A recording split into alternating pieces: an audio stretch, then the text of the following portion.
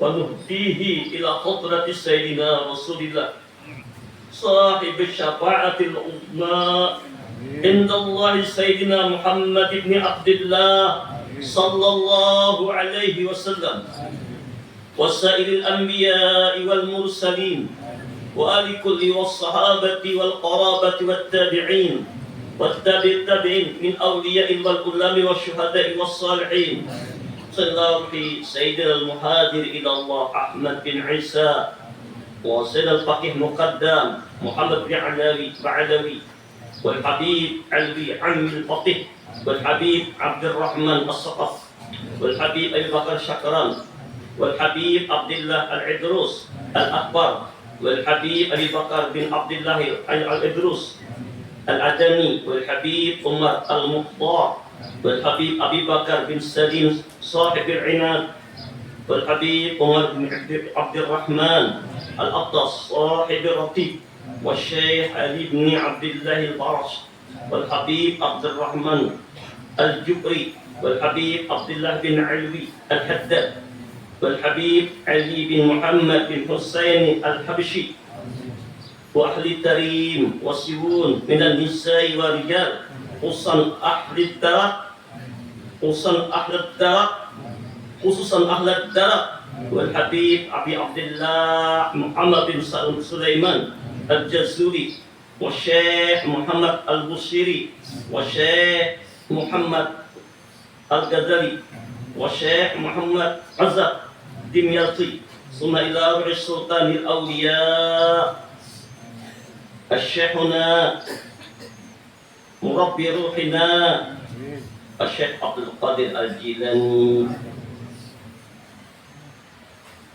واكتب الأحوال الشيخ أبي يزيد البستامي واكتب العلوم الإمام محمد بن محمد الغزالي والسيد أحمد الرفاعي والسيد أحمد البدوي والشيخ إبراهيم الدسوقي والسيد إبراهيم الخلوتي والسيد عمر الخلوتي والشيخ محمد الخلوتي وسيدنا ومولانا الحبيب محمد بن عبد الكريم القادري الحسني السمان المدني والحبيب نور سنغافور والحبيب حسين مولانا الوردان والحبيب أحمد رحمة الله ومولانا عمبر ومولانا الشيخ محمد أسد بن عبد الله البنجري كلامبيان والشيخ محمد كسب الأنوار بن هادي إسماعيل البنجري والشيخ زين العلمي بن عبد الصمد البنجري والشيخ السيد محمد بن أمين القطبي المكي والشيخ محمد شرواني عبد البنين والشيخ محمد شعراني عريف والشيخ محمد سلمان موليا والشيخ محمد سلمان جليل وخصوصا إلى روح الشيخنا ومرشدنا الشيخ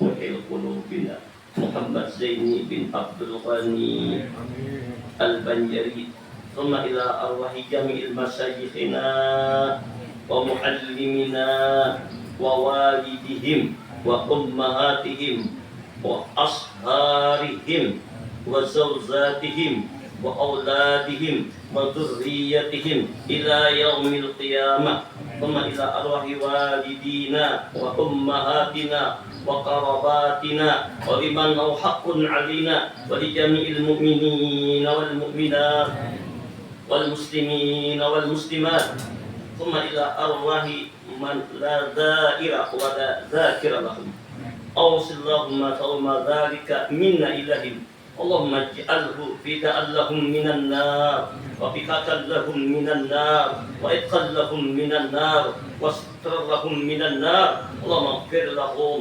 وارحمهم وعافهم واعف عنهم اللهم أن الرحمة والمغفرة والشفاعة والنعمة والبركة على جميع أهل القبور اللهم أن الرحمة والمغفرة والشفاعة والنعمة والبركة على جميع أهل القبور اللهم أن الرحمة والمغفرة والشفاعة والنعمة والبركة على جميع أهل القبور من المسلمين والمسلمات والمؤمنين والمؤمنات، ولا تحين اللهم في غفلة ولا تأخذنا على غرة، واجعل آخر كلامنا عند انتهاء آجالنا من الدنيا قول لا إله إلا الله، لا إله إلا الله، لا إله إلا الله، محمد رسول الله صلى الله عليه وسلم. اللهم أحينا بالإيمان وتوفنا مع الإيمان واحشرنا بزمرة أهل الإيمان برحمتك يا أرحم الراحمين يا رحيم يا رحمن يا رحيم يا رحمن يا رحيم يا رحمن. ربنا آتنا في الدنيا حسنة وفي الآخرة حسنة وقنا عذاب النار. ربنا تقبل منا إنك أنت السميع العليم. ربنا تقبل منا إنك أنت السميع العليم. ربنا تقبل منا إنك أنت السميع العليم، وتب علينا إنك أنت التواب الرحيم، وتب علينا إنك أنت التواب الرحيم، وتب علينا إنك أنت التواب الرحيم. وصلى الله على سيدنا محمد وعلى آله وصحبه وسلم، والحمد لله رب العالمين. إلى حضرة المصطفى محمد صلى الله عليه وسلم وعلى آله وأصحابه وأزواجه وذريته وأهل بيته أجمعين. شيء لله لهم الفاتحة.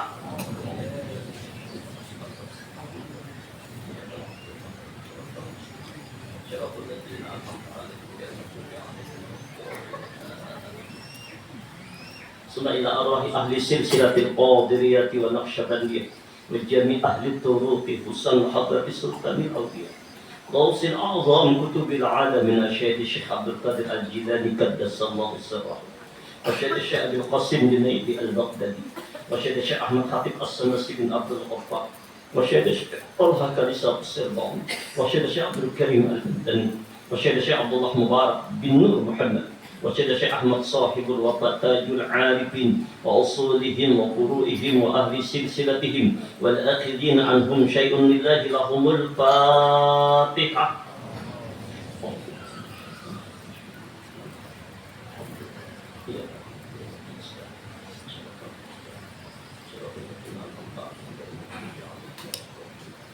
ثم إلى أرواح آبائنا وأمهاتنا ولكافة المسلمين والمسلمات والمؤمنين والمؤمنات الأحياء منهم والأموات شيء لله لهم الفاتحة. الحمد لله رب العالمين.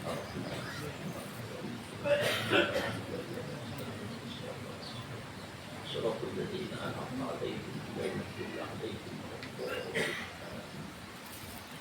أستغفر الله ربي من كل ذنب وأتوب إليه. أستغفر الله ربي من كل ذنب وأتوب إليه. أستغفر الله ربي من كل ذنب وأتوب إليه. أستغفر الله ربي من كل ذنب وأتوب إليه. اللهم صل على سيدنا محمد وعلى آل سيدنا محمد كما صليت على سيدنا إبراهيم وعلى آل سيدنا إبراهيم، وبارك على سيدنا محمد وعلى آل سيدنا محمد كما باركت على سيدنا إبراهيم وعلى آل سيدنا إبراهيم في العالمين إنك حميد مجيد. إلهي أنت مقصودي ورضاك مطلوبي، أعطني محبتك ومعرفتك. الله الله.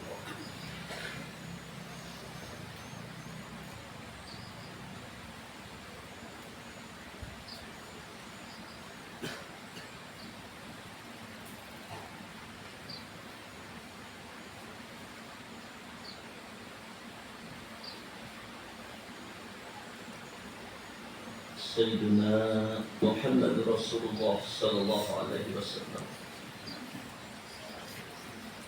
بنية القبول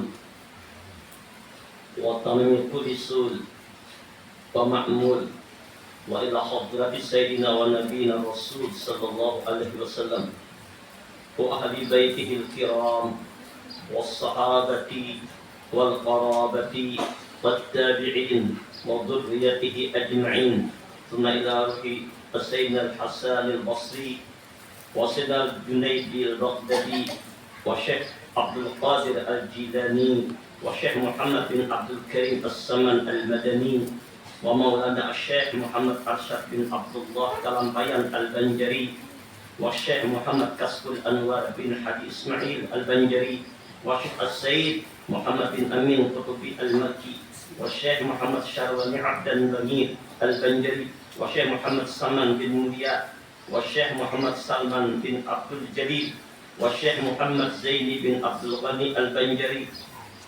وأصولهم وفروعهم أن الله يغفر لهم ويرحمهم ويعلي درجاتهم في الجنة ويعيد علينا من بركاتهم وأنوارهم وعلومهم ونفحاتهم وخصوصيتهم وكراماتهم في الدين والدنيا والآخرة ويبارك لنا في أولادنا ويبارك لنا في أولادنا ويبارك لنا في أولادنا وذريتنا وذريتنا وذريتنا ويرزقنا برهم ويحفظهم من فتنة هذا الزمان ويحفظهم من فتنة هذا الزمان ويحفظهم من فتنة هذا الزمان يا حفيظ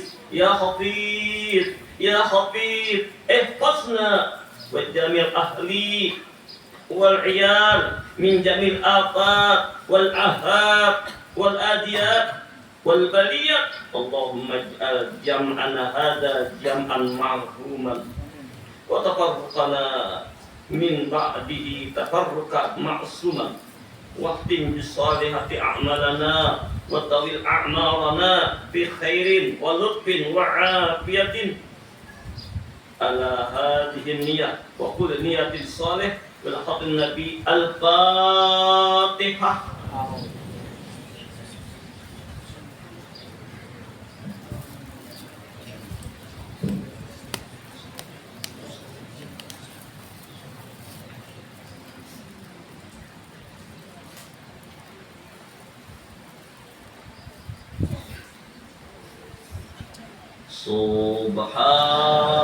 Subhanallah walhamdulillah wa la ilaha illallah wallahu akbar.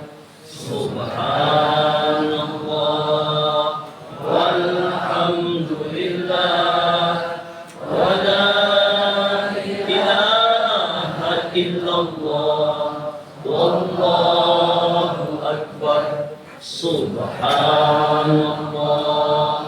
walhamdulillah wa la ilaha illallah wallahu akbar. Subhanallah wa bihamdihi adada khalqihi wa ridha nafsihi wa zinata arshihi wa midada kalimatihi. Ashhadu an la ilaha illallah wahdahu la sharika lah wa ashhadu anna Muhammadan abduhu wa rasuluh la nabiyya ba'dah. Allahumma salli wa sallim wa karrim wa azim wa barik ala sayyidina Muhammad wa ala ali sayyidina Muhammad. Amma ba'd.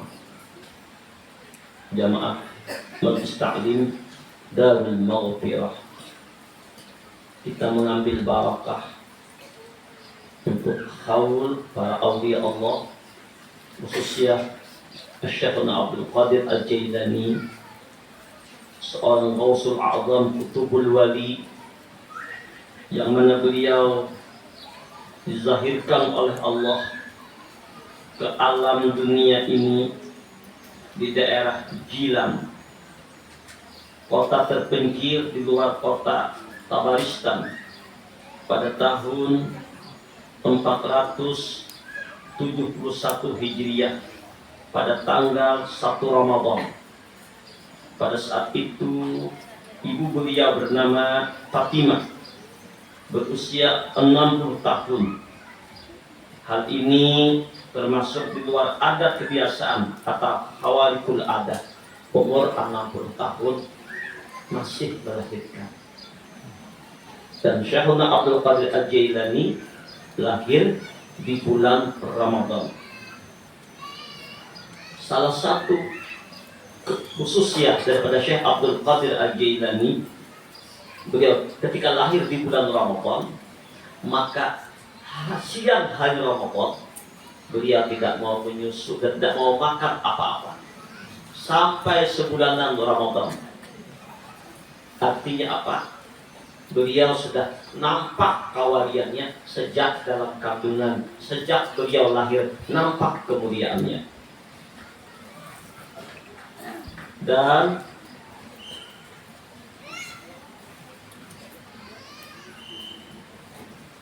Syekhuna Abdul Qadir Al-Jailani wafat pada hari Jumat.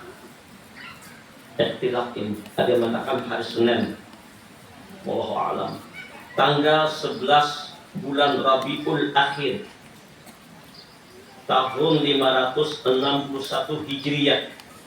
Jadi umur beliau kurang lebih 91 tahun. Ini bulan apa sekarang?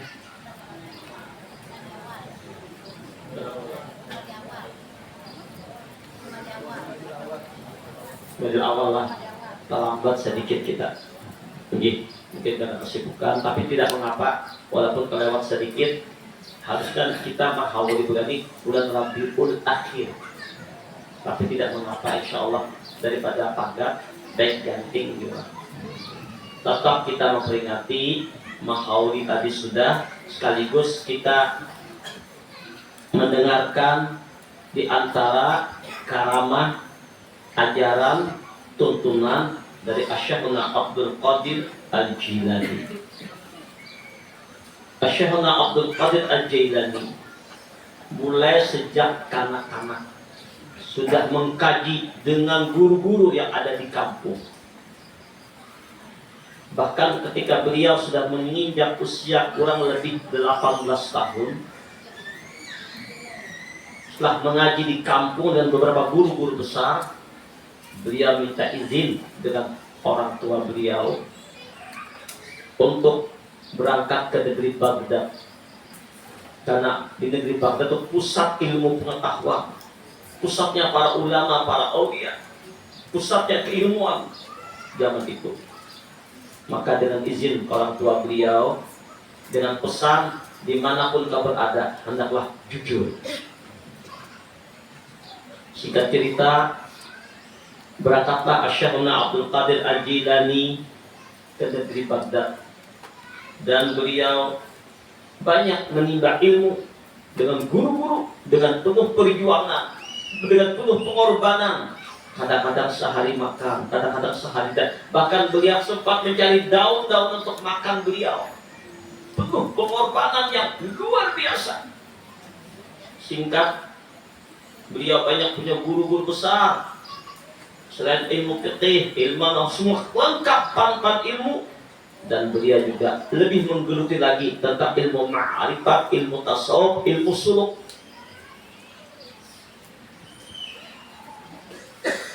Di antara guru beliau yang membimbing beliau sebagai mursyid Al-Arif Billah Syekh Abdul Khair bin Muslim Ad-Dabbas. Ini guru mursyid beliau. Kemudian Syekh Abdul Qadir Al-Jailani meneruskan bayat tarekatnya sampai mendapat izin di mursyid, mendapat gelar Khalifah Syarifah Sufiyah dari Syekh Al-Qadi Abu Sa'id Al-Mubarak. Akhlak beliau meniru akhlak Syekh mursyidnya yang sudah sempurna dan senantiasa terpelihara dengan inayah pertolongan Allah. Jadi orang-orang Bahari, siapapun orangnya, untuk mencapai makam wilayah, kedekatan kepada Allah, makam kewalian, tidak berjalan sendiri, berguru. Dan gurunya itu tentu orang-orang yang sudah sampai usul ke hadrat Allah. Gurunya itu tentu wali-wali Allah, bergelar mursyid, murabbi mursyid. Tanpa murabbi mursyid kita tidak akan sampai ke hadrat Allah. Nah, Syekhuna Abdul Qadir Al-Jailani banyak bisa murabbi mursyid, dan beliau mengikuti, mentauladani, mencontoh gerak, langkah, tingkah laku, zahir batin perguruan. Jadi apa yang digawi guru itu dituruti. Kalau kita mengaku untuk guru kita, pemimpin kita, kelakuan yang baik-baik, nah tauladan yang baik-baik itu diumpati oleh Syekhuna Abdul Qadir Al-Jailani, sehingga beliau mencapai makam wilayah kewalian sampai terus menerus, sampai meningkat, sampai kesempurnaan. Akan tetapi makam wilayah wali ini tidak semudah yang dibayangkan. Penuh pengorbanan, penuh perjuangan, penuh rintangan. Bahkan untuk menghindarkan hawa nafsu, memperbanyak ibadah. Dan menurut riwayat, beliau baru mengajar pada usia 56 tahun. Jadi selama kurang lebih dari beliau lahir sampai hak mursyidnya, beliau belajar ngaji halwat tirakat dengan guru-guru 56 tahun. Nah, dan sih baru mau kawin dulu kok, sibuk banget belajar ya, terlibat jadi mursyid, membimbing orang di atas 50 tahunan lebih, baru sidin menikah. Sekali menikah, sidin bisi bini, alhamdulillah 4 bini sidin.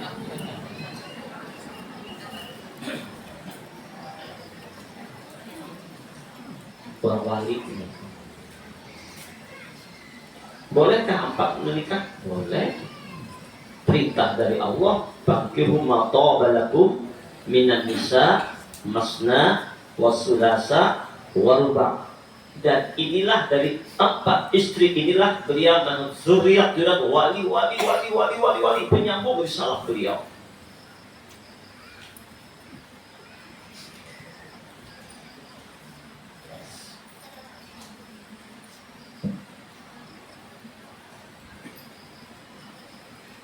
Pernah beberapa hari Syekh Abdul Qadir Al-Jilani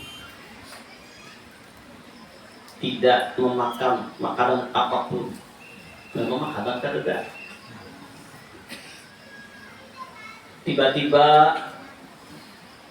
datanglah seorang menjumpai dan memberi beliau sebuah kantong berisi penuh dengan uang dirham sebagai penghargaan kepada beliau. Kemudian Syekh Abdul Qadir Al-Jilani mengambil sebagian untuk membeli roti, tepung, dan yang lainnya. Manakala Syekh Abdul Qadir Al-Jilani duduk untuk menikmati makanan tersebut, banyak beberapa hari kita makan, menikmati. Tiba-tiba ada sebuah kertas jatuh. Entah dari mana asalnya. Apa tulisannya? Syahwat itu dijadikan untuk hamba-hambaku yang lemah sebagai perantara untuk melaksanakan taat kepadaku. Jadi hamba-hambaku yang lemah, artinya orang yang daif, orang awam, untuk kafarat lawan Allah Ta'ala, supaya awak kuat ibadah, ya harus makan dan minum. Jadi niat kita makan dan minum adalah untuk kuat ibadah kepada Allah, itu jadi nilai ibadah. Jadi bila kita makan, kita minum, niatkan makan minum ini memperkuat kita untuk ibadah kepada Allah. Bila ada makan dan minum, loyo kita keroncongan paut, tak ganggu pikiran, tak konsentrasi sembahyang tahajudnya, tak konsentrasi membaca Qur'annya. Ini bagi orang yang lemah. Rasakannya, rasanya kita masuk orang begini kita ini.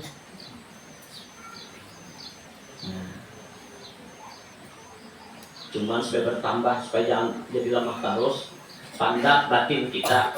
Ketika kita makan, ketika kita minum, niat untuk taat ibadah kepada Allah, pandang makanan, minuman asalnya dan nurnya Muhammad Sallallahu Alaihi Wasallam. Jadi nang kita wujud rahmat Allah, nang masuk adalah muntung kita, nang bajahir berupa makanan minuman. Kalau kita membaca Bismillahirrahmanirrahim, Allahumma barik lana fima razaqtana wa qina adzaban. Bila baca salawat Allahumma shalli ala sayyidina Muhammad wa ala ali sayyidina Muhammad. Insyaallah dengan cara semacam itu, pandang ini makanan dari nurnya Rasulullah, akan memperkuat hati, memperterang hati, memperkuat tubuh dalam ibadah. Makanan yang kita makan jadi obat, jadi penyehat, dan mengeluarkan yang ada baik-baiknya. Allahumma shalli ala sayyidina Muhammad.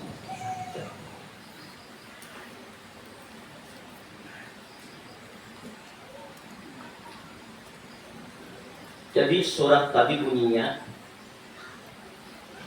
syahwat itu dijadikan untuk hamba-hambaku yang lemah sebagai perantara untuk melestarikan taat kepadaku.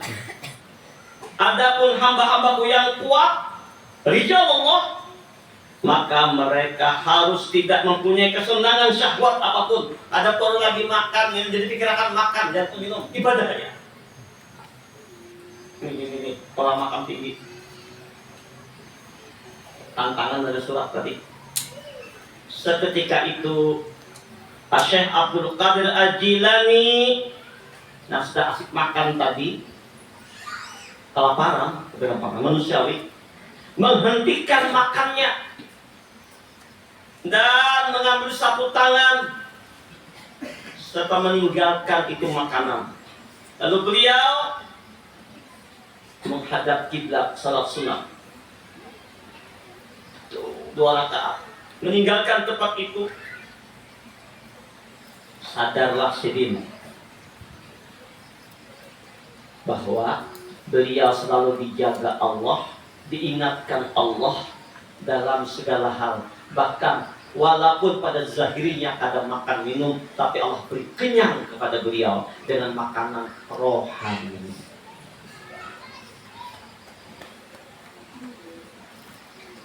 Begitu pula Datuk Sidin Rasulullah, secara zahir kurang makan, kurang minum Nabi, tapi Allah memberikan makan dari makanan dari hadrat Allah. Langsung Nabi kuat, sehat, taat ibadah kepada Allah. Nah, jadi orang wali itu makin tinggi makamnya, makin ganal cobaannya. Tidak semudah itu.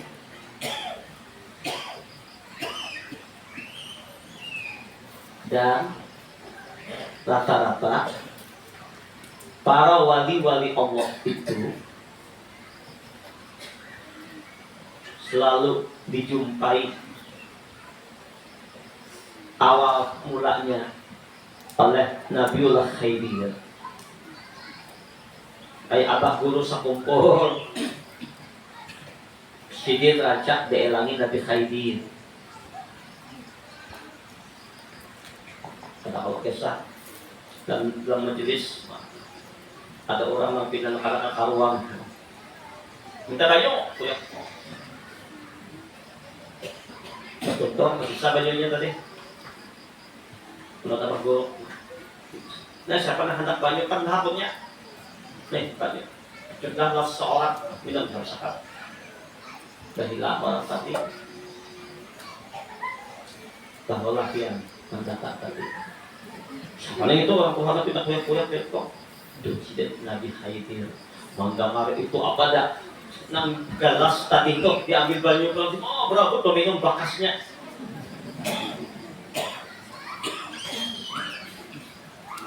Ada mustahil Pak. Di Nabis Taklim ada Nabi Khidir namanya Mata tahu. Jadi kita kagak boleh menganggap remeh orang, menghina orang. Jangan pindah kata dikenal, pindah asing, pindah lainnya. Jangan. Banyak kisah Nabi Khidir. Nabi Khidir ini satu nabi yang sekarang beliau tidak jadi nabi lagi. Jadi umatnya Rasulullah. Memang Nabi Khidir jadi umatnya Rasulullah. Mutaba'ah kepada Rasulullah. Dan beliau banyak menemui para mursyid, para aulia Allah. Termasuk kepada Syekhuna Abdul Qadir Al-Jailani. Pertama, Syekh masuk ke kota Irak. Beliau ditemani oleh Nabilah Khidir. Akan tetapi waktu itu Syekh Abdul Qadir Al-Jailani belum mengenal beliau itu sebagai Nabi Khidir. Karena tahu siapa ini.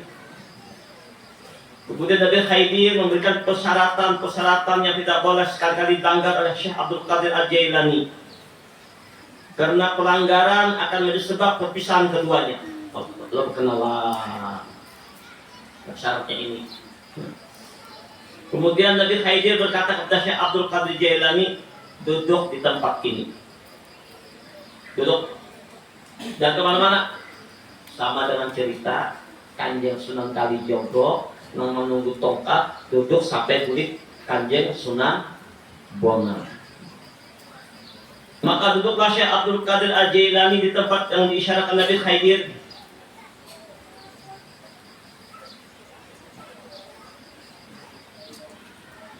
Lalu Nabi Khidir berpesan, jangan sekali-kali engkau meninggalkan tempat ini sampai aku datang kembali kepadamu.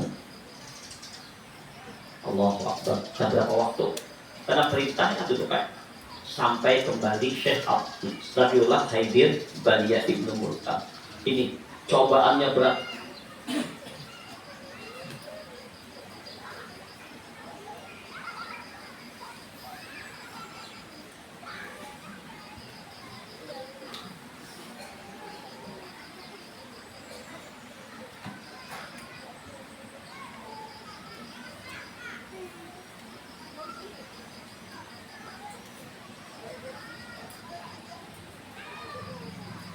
Pembantu dekat beliau Syekh Abu Abdullah Muhammad bin Abdul Fattah Al-Harawi.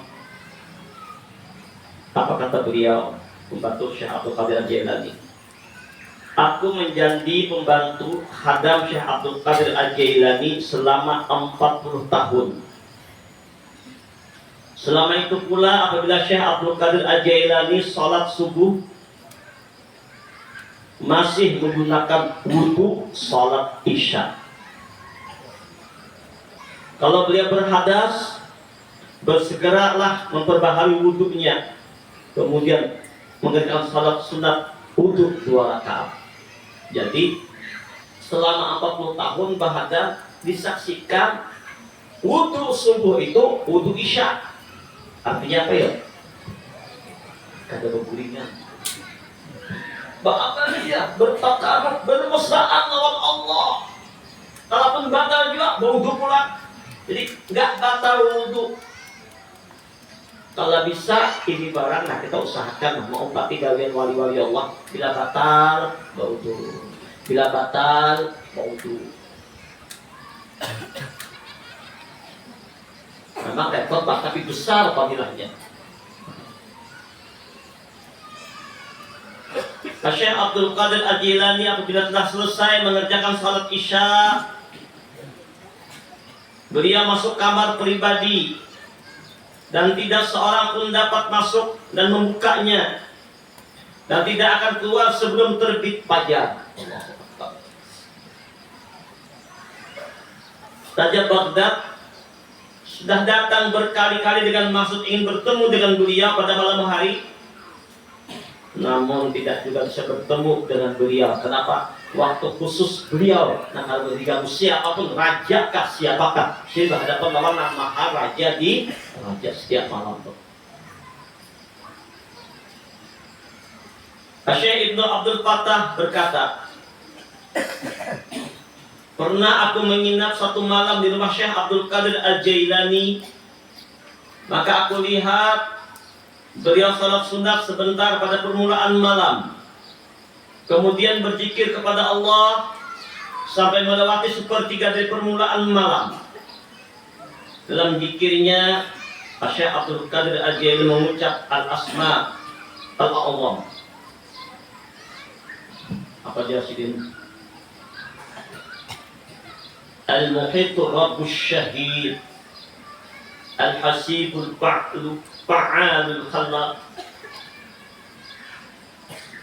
Al-Khaliqul Bari'ul Musawwir, Al-Khaliqul Bari'ul Musawwir. Rupanya ini asma, artinya ismul a'zamnya.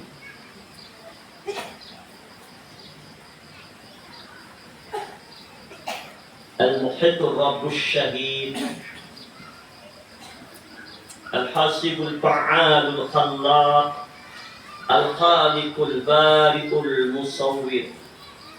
Al-Muhitur Rabbus Syahid, Al-Hasibul Fa'alul Khallaq, Al-Khaliqul Bari'ul Musawwir.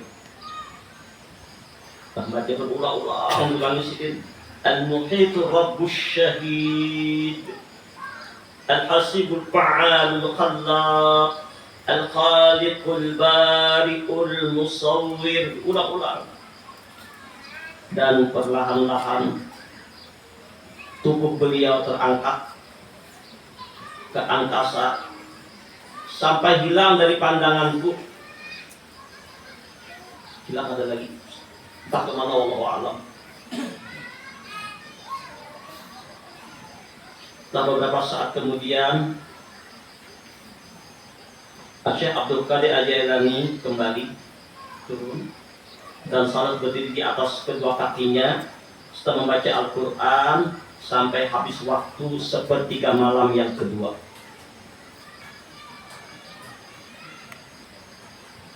Dalam salat, Syekh Abdul Qadir Al-Jailani sangat memanjangkan sujudnya, kemudian duduk menghadapkan jiwanya ke hadrat Allah dan murakabah kepada Allah sampai terbit fajar.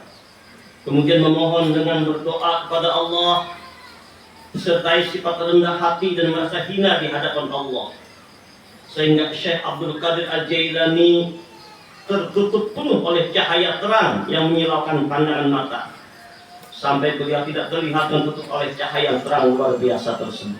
Allahumma shalli ala sayyidina Muhammad. Bahkan setiap beliau dalam amaliyah, samping kanan ada mengucap salam, assalamualaikum ya waliullah, assalamualaikum ya waliullah. Dia menjawab salam tersebut. Nah,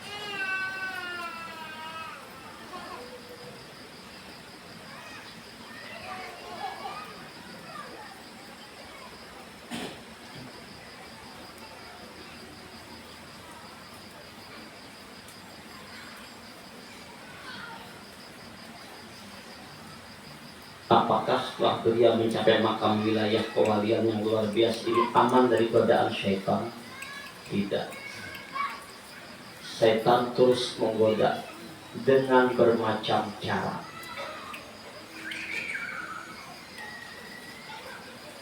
Di antaranya, satu kaul mengatakan ketika dalam suruh lezat bermesraan beliau dengan Allah, tiba-tiba datanglah malaikat Jibril mengendarai kendaraan borak menemui Syekh Abdul Qadir Al-Jailani sambil berkata, hai Ghausul A'zam, hai pemimpin para wali-wali Allah, Allah kirim salam kepadamu. Aku Jibril Diperintah Allah menyampaikan salam dari Allah untukmu. Dan Allah berpesan, kau sudah mencapai maka wilayah kewalian yang luar biasa, pemimpin para wali di alam dunia ini.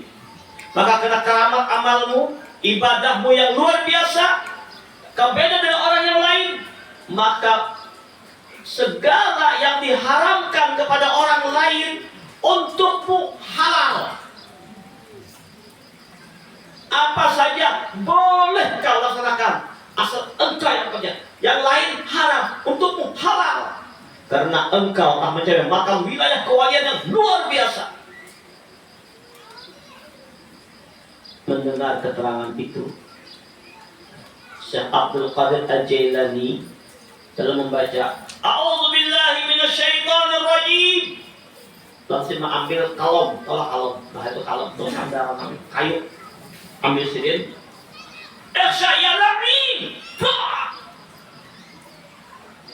Jibril tadi dihapusin lawan kalom, hilang, berubah cahaya hitam.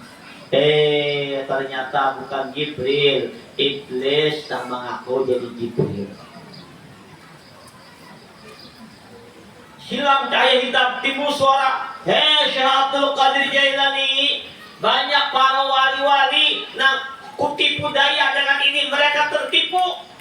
Dikira sudah sampai kepada makam ma'rifat, panafiz zat, leburnya adanya zat Allah Ta'ala aja. Lalu karena sudah bahasanya hilang inya, dan jadi Allah Ta'ala aja sudah sahadat berbuat apa aja terserah. Kalau sudah sampai makamnya, nah halal karena haram hadir lagi, Allah Ta'ala bagaimana? Sembahyang gak ada lagi aja sudah. Nah banyak tertipu. Nih ikam kada tertipu, luar biasa ilmumu, luar biasa hebat ikam. Menantu ujar Syekh Abdul Na'udzubillah Izzari, pergi engkau. Aku bisa mengenalmu, aku selamat bukan karena ilmuku, tapi karena pertolongan dari Allah. Nah, menggoda pula, timbang kalah sekali satu set. Kada diam pula, dipuji pula. Oh hebat dari kami, dasar wali dua ikam. Timbul ganar hidung, iya ampun. Ini para aulia Allah. Allahumma shalli ala sayyidina Muhammad wa ala ali sayyidina Muhammad.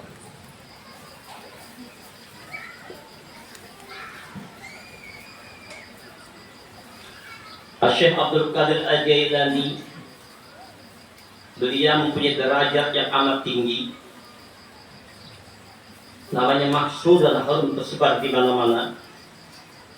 Tapi beliau masih mau duduk bersama orang-orang fakir dan miskin, bahkan ikut membersihkan kutu-kutu yang terdapat pada pakaian mereka. Ambil kutu-kutu, mereka baju pakai ini pak, baju dari kulit pak, ada kutu-kutunya. Kawan orang fakir miskin sih menyayangi.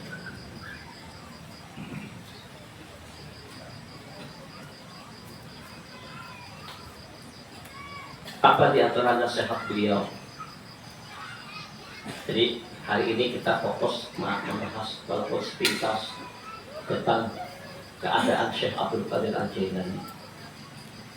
Syekh Abdul Qadir Al-Jailani beliau berkata, aku aja sini, jika terkena cobaan, janganlah menginginkan mendapat kenikmatan dan jangan menghindar dari cobaan. Allahu Akbar. Bila dapat cobaan, bila dapat ujian, dapat penderitaan, janganlah menginginkan mendapat kenikmatan dan janganlah menghindar dari cobaan. Karena satu kenikmatan pasti datang juga kepadamu sesuai dengan ketentuan Allah yang kamu harapkan ataupun tidak kamu harapkan. Demikian pula cobaan pasti akan menimpamu walaupun kamu tidak menyukainya. Karena itu berserah dirilah dalam segala urusan kepada Allah yang mengatur sesuai dengan kehendaknya. Apabila kenikmatan datang kepadamu, maka sibukkanlah dirimu dengan kesabaran dan kesadaran. Apabila kamu ingin mendapatkan tempat yang tertinggi di sisi Allah, Maka apabila kamu ditimpa bala, kamu harus redha dan merasa diberi kenikmatan. Dan ketahuilah bahwa cobaan yang menimpa orang mukmin bukan untuk menghancurkan, tetapi untuk menguji keimanan. Nah, diingatkan oleh Syekh Abdul Qadir Jailani kepada kita semua, siapapun yang dapat cobaan, ujian, sakitkah, penderitaankah, berdiam aja. Jangan dikisahkan ke orang, disandang aja. Itu martabat yang paling tinggi. Beruntung kok, dapat untung ya.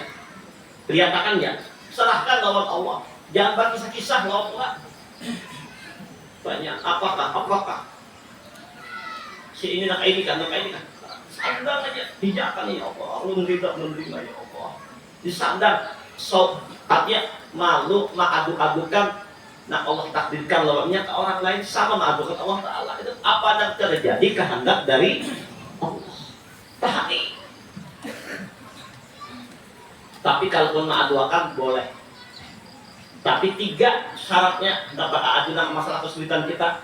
Pertama, kalau kita garing, kita sakit, mengadu ke dokter. Sakit apa? Berdiam aja. Pada tahu dokter. Dikira sakit taringan hanya gigi, masalah cocok sih ya. Nah, untuk sakit gigi boleh aja itu niatnya untuk berobat, tapi tetap di hati penyembuhnya adalah Allah. Boleh Pak, itu apa sakit paru, sakit ini kepada dokter. Bukan pengumuman kepada masyarakat, pengumuman orang kampung beritaan, ulun kena stroke, ulun kena liver, ulun kena kanker atau kering, ulun kena ini. Nah, malu. Tutupi, orang wali-wali nggak mau buka bala cobaan Allah itu disimpan, dirahasiakan, kada dikisahkan kalau disandangnya. Lihat aja, no, mantap, dia ditahani apa. Kenapa dia cukup lawan Allah? Wa kafa billahi syahida. Cukup Allah yang tahu. Mengadu kepada manusia, nah apa juga? Sama aja juga kan bedanya juga. Baik mengadu lawan Allah, curhatnya lawan Allah. Wasta'inu bis-sabri was-shalah. Minta tolong lawan Allah dengan sabar dan sholat. Kalau nggak percobaan, jalannya harus minta apa? Karena ada waktu yang hilang coba itu. Nah kayak Pak Ahmad nih, ini matahari yang tinggalan nih. Yang berharas supaya tarang, tetap enak kayak ini. Nikmati ya. Karena pas tinggalan pulang. Nikmati ya, hendak tarang tak ya, nikmati ya, karena matahari butuh ya. Artinya ketentuan yang Allah berikan kepada kita pasti terjadi. Nikmat akan datang, nggak akan ditolak, nggak bisa diraih. Bala datang, ada kalau ditolak, sudah datang waktunya tiba. Jadi ketika dapat nikmat, bersabar, bersyukur, dapat cobaan, bersabar. Satu. Yang kedua, kalau dapat cobaan, ujian, dan tamu itu tuan guru kiai ba'adu losin ba'adu apa? Sehingga saya mau bantu Bang, ba'adu kali perlu sabar apa guru amalannya. Ulun dapat cobaan ini nabi ini kena mama ya. Ada kalau diatur, anu guru apanya simbulikan, perlu sabar kayak apa menghadapinya, apa amalannya, perlu ikhlas menerimanya. Awak garing, dipitnah orang, kayak apa jalan keluarnya. Bagus itu. Tujuannya adalah untuk belajar bisa sabar. Boleh, Mbak Adu, tujuannya itu. Nah, ketiga, kita dapat coba ujian menghabarkan Allah kenapa nih Pak dulu nih Pak bukti nih kita ini lama ada badaya, ada kuat puasa apa-apa. Nah, terjadi lawan kita dikatakan asar. Apa asar itu? Bukan bekas itu ada bukti nyatanya Allah pada gigi kita sakit. Asar kudrat Allah, gigi kita sakit. Asar di mata kita sakit nih. Asar kudrat Allah berupa garing, berupa asar dari Allah Ta'ala. Nah, pernyataan kita la haula wala quwata.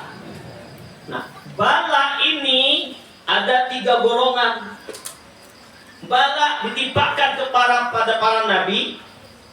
Apa tujuannya? Untuk tambah tinggi derajat. Bala ditimpakan kepada para wali berupa garing, sakit, pitahan, meninggikan derajat.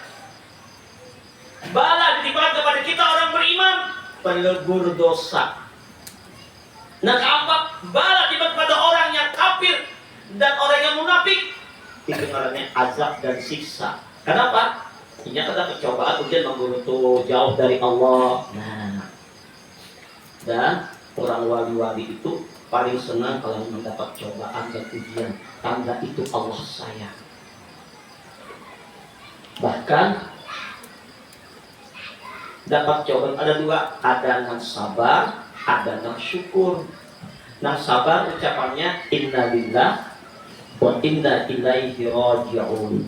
Nah, syukur Bang, dapat cobaan, sujud syukur.